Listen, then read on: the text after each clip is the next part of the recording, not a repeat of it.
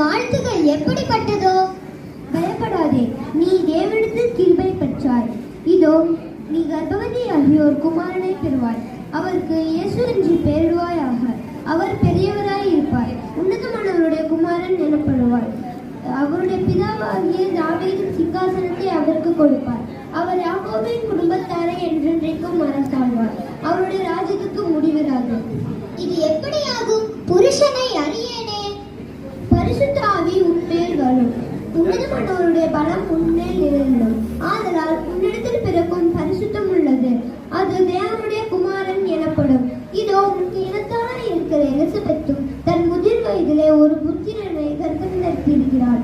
மரணி எண்ணப்பட்ட அவளுக்கு இது 6ஆம் மாதம். தேவனால் கூடாத காரியம் ஒன்றும் இல்லை. இதோ நான் ஆண்டவர்